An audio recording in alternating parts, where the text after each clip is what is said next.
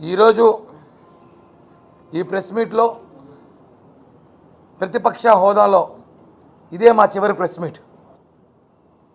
ఇంకొక 96 గంటల తర్వాత నెక్స్ట్ మా ప్రెస్ మీట్ అధికార హోదాలో పెట్టబోతున్నాం. ఇది వాస్తవం. ఇన్ని సంవత్సరాలు ఇక్కడ కూర్చున్న జన సైనికులు కానీ, ఇంకా చాలామంది జన సైనికులు కానీ, జనసేన నాయకులు, వీర మహిళలు అందరం కూడా అనేక ఇబ్బందులు పడి, అనేక కేసులు పెట్టుకొని, అనేక జైలుకు పోయి, చాలా అన్ని విధాలుగా ఆస్తులు పోగొట్టుకొని, వ్యాపారాలు పోగొట్టుకొని, అన్ని ఇబ్బందులు పడి చివరికి ఏదైతే జగన్మోహన్ రెడ్డి ప్రభుత్వాన్ని తరిమి కొట్టి కొత్త ప్రభుత్వాన్ని స్థాపించాలనుకున్నామో ఈరోజు ఆ రోజు వచ్చేసింది. ఇంకొక 4 రోజులు అంటే కేవలం 96 గంటలు మాత్రమే. తర్వాత ఇదే టీంతో మళ్ళీ ఒక ప్రెస్ మీట్ ఉంటుంది.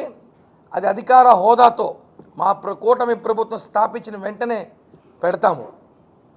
మనం ముఖ్యంగా గమనించే విషయం ఏమంటే, మామూలుగా అంటారు 31st రోజు ప్రెస్ మామూలు చాలామంది మాట్లాడుతుంది, డిసెంబర్ 31 రేపటి నుంచి కొత్త సంవత్సరం వచ్చింది, కొత్తగా ఉండాలి, అందరూ కొత్తగా బతకాలి, మంచిగా ఉండాలనుకుంటున్నాం. మేము కూడా చెప్తున్నాం, 96 గంటల తర్వాత ఈ రాష్ట్రం కొత్తగా ఉండబోతుంది, కొత్త ప్రభుత్వం రాబోతుంది. ప్రపంచంలోనే భారతదేశంలో ఉన్న ఈ ఆంధ్రప్రదేశ్ని ప్రజలు గెలిపించారు, ప్రజల కూటమి గెలిపించారని చెప్పి కూడా దేశమంతా తెలియజేసే రోజు ఈ మంగళవారం తెలియబోతుంది. సజ్జల రామకృష్ణారెడ్డి జగన్కి డాడీ లాంటోడే. ఆయన మాట్లాడుతూ నిన్న ఎలక్షన్ ఆఫీసర్ని లెక్క చేయొద్దండి, ఎన్నికల కోడ్ని లెక్క చేయొద్దండి, మీరు ఇష్టానుసారం ఏమైనా చేయండి, చట్టం పక్కన పెట్టి పనిచేయండి, బాగా బలిసి బాడీలు పెంచుకొని రండి. అదే చెప్తున్నాం. ఎలా మీరు ఇంకా ఉస్తాద్ ఫైల్ మ్యాన్లు పట్టుకొస్తారా? ఎలక్షన్ కౌంటింగ్కి ఏమైనా పట్టుకొచ్చి వాళ్ళకి గంజాయి డ్రగ్స్ కల్పించి మద్యం సేవించి కౌంటింగ్లో పంపించాలని చెప్పి ఏమైనా కోచింగ్ ఇస్తున్నారో అడుగుతున్నాం.